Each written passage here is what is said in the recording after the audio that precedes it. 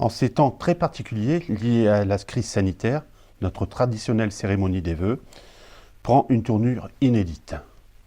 Je tenais sincèrement à vous présenter mes vœux pour cette nouvelle année. Nous faisons par le biais de la vidéo. Je souhaite de tout cœur meilleurs vœux aux Violennoises et aux Violennois. Meilleurs vœux aux membres du conseil municipal des jeunes, au conseil de sages, aux bénévoles et présidents d'associations, aux partenaires et acteurs économiques, aux agriculteurs, aux artisans et aux commerçants. Meilleurs vœux à mes collègues élus des communes voisines, des structures communales et intercommunales. À mesdames, messieurs les agents du service public de la police, de la gendarmerie, des pompiers, de l'éducation nationale et des services déconcentrés de l'État.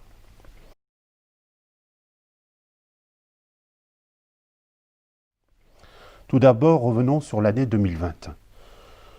Le premier trimestre a été consacré à la clôture du précédent mandat, l'élaboration du budget communal et celui du CCAS, l'achèvement des travaux de réfection de voirie du centre-bourg et de la rue Lecoeuf, l'aboutissement de la rénovation des vitraux de l'église et la salle Paul Cézanne,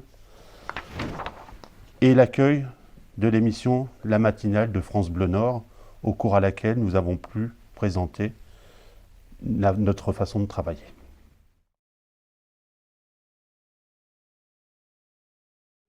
Malheureusement, le risque épidémique grandissant, nous avons dû stopper net l'ensemble des activités et des projets et se préparer à affronter l'inconnu. Dès l'annonce du confinement, nous avons mis en place le télétravail afin d'assurer la continuité du service. Les lignes téléphoniques ont été transférées et les activités liées au CCAS, à l'état civil, à la communication, aux services techniques et au fonctionnement interne de la commune, tels que la comptabilité et l'administration générale, ont été maintenues afin de pouvoir aux besoins et aux demandes des administrés. En étroite collaboration avec l'inspecteur de l'éducation nationale et les directrices, le service d'accueil minimum a été mis en place pour le personnel soignant et les personnes de service des pompiers et de la police et de la gendarmerie.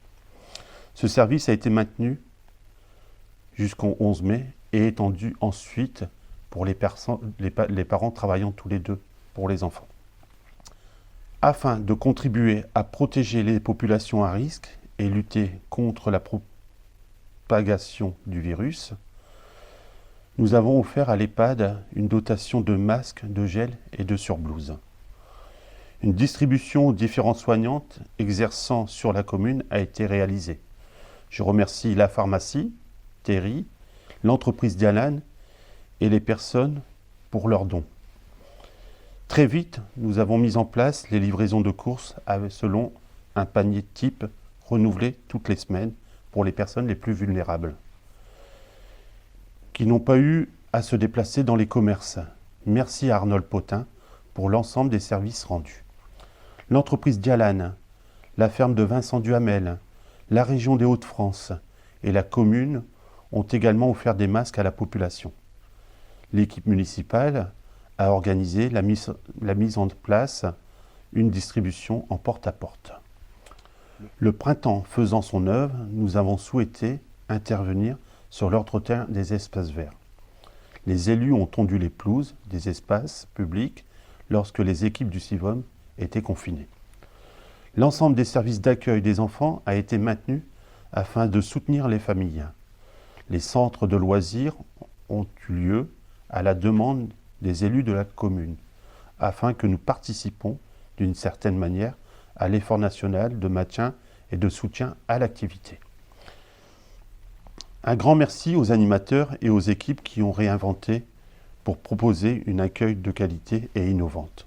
L'ensemble des sorties ayant été supprimées, les nouvelles formes d'animation ont été mises en place l'été dernier, aux vacances de la Toussaint et à Noël. Les animateurs, et plus généralement la jeunesse de Violaine, a fait preuve d'une grande adaptation. Les bilans très positifs ont été réconfortants. Les postes d'animateurs saisonniers ont été maintenus ainsi que les jobs d'été afin que les jeunes puissent percevoir la rémunération nécessaire à la poursuite de leurs études au cours de l'année. Nous avons largement relayé et diffusé les aides économiques mobilisables sur le plan national, régional, départemental et intercommunal pour les entreprises. J'ai également souhaité aider les entreprises locataires de bâtiments communaux en supprimant les loyers durant la période de confinement afin de contribuer à l'allègement de leurs charges. La situation semble s'éclaircir pour certains. Je les encourage à tenir bon. Je sais également que la brasserie chez Chantal et la Braise souffrent de cette situation alors que toutes avaient été mises en place pour protéger leurs clients. Après avoir dû fermer l'ensemble des bâtiments publics et fait cesser les activités et animations associatives, c'est le cœur lourd que nous avons dû également nous résigner à annuler les festivités communales. Malgré la préparation en amont, sur le terrain et du point de vue administratif, nous avons pris la décision, avec les élus, de tout annuler, mais aussi de rebondir en réfléchissant à mettre en place des activités adaptées au contexte afin de maintenir de la vie dans le village. Nous avons souhaité être dans l'action à tout moment pour créer du dynamisme. Nous avons appelé 1 à 2 fois par semaine les personnes les plus vulnérables. Les commémorations ont été maintenues et les festivités innovantes ont vu le jour. Le Ciné-Drive a rassemblé 300 personnes. En fin d'année, la préparation des festivités de Noël nous a amenés à changer de l'ordinaire pour donner des étoiles dans les yeux des Violénois. Là encore, la mobilisation des élus et des services a permis d'apporter une forme de réconfort aux habitants. En ce sens, nous n'avons pas failli à notre mission. La solidarité est désormais renforcée avec l'arrivée à Violaine du panier solidaire. L'épicerie sociale qui aide et accompagne les foyers sous conditions de ressources. Le lien social, plus que jamais nécessaire, a été maintenu auprès des aînés avec leur colis de Noël qui a été renforcé. Des actions en faveur de la solidarité et de l'amélioration du cadre de vie ont été maintenues en évitant les rassemblements. Le concours des maisons fleuries, la bourse au permis, la distribution des livres et des cadeaux aux enfants des écoles ont ainsi pu avoir lieu. Au regret, seules les cérémonies des médaillés du travail et des fêtes des mères ont été suspendues. Elles sont reportées pour 2021. Consolidées en 2019 à l'occasion du 50e anniversaire du jumelage de Vendofen avec notre village, nous avions prévu d'accueillir à notre tour Monsieur le maire et une délégation le lundi de Pentecôte. La visite et la découverte de notre beau village ont été annulées. Mais le lien existe. Nous souhaitons vivement avoir le plaisir d'accueillir nos amis allemands prochainement. Enfin, la commune a recensé 33 décès. J'ai une pensée émue pour ceux qui ont perdu un être cher et je réitère mes condoléances les plus sincères. 36 naissances, 4 parrainages civils, 4 noces d'or, 14 Pax et 11 mariages ont été recensés et célébrés. Je souhaite le bonheur et longue vie à ces familles. Je pense également aux personnes qui ont dû renoncer à leur mariage ou à l'organisation de journées festives. Ce n'est, je l'espère, que partie remise. L'arrivée sur le marché de vaccins est une lueur d'espoir pour les habitants. J'ai proposé d'accueillir un centre de vaccination par la mise en disposition de la salle des sports, rue des Chênes, auprès des services de l'ARS. À titre personnel, je me ferai vacciner et je vous encourage à le faire aussi.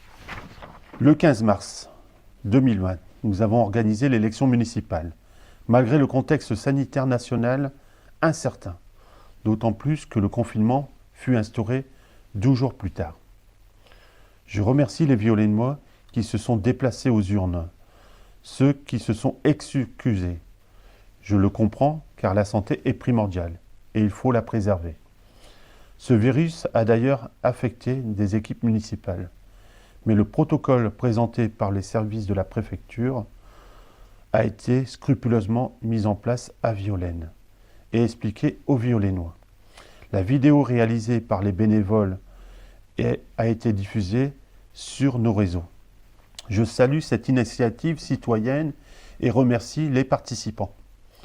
Ainsi, aucun cluster issu des bureaux de vote n'a été recensé à Violaine. Je remercie les agents techniques et administratifs qui ont permis cela. Merci. Merci aux Violennois. Merci à eux pour leur confiance. Le nombre de voix exprimées en faveur de l'unique liste présentée a augmenté par rapport à 2014. Et le taux de participation a particulièrement été élevé à Violaine. Ces résultats indiquent que le programme des 6 dernières années, relatif au vivre ensemble, a fédéré. Et je m'en réjouis. Pour le mandat 2020-2026, nous enclencherons notre action dans le but commun du bien vivre ensemble à Violaine. Tel sera le slogan. Je suis très heureux d'avoir constitué une équipe renouvelée à 50%, qui porte des valeurs telles que je les aime, réunit des talents, réunit des idées, tous motivés autour d'un slogan. Les actions que nous défendrons mettront en place tout au long de notre mandat et contribueront, j'en suis sûr, à rassembler les Violennois. Cela ouvre de belles perspectives pour l'année à venir.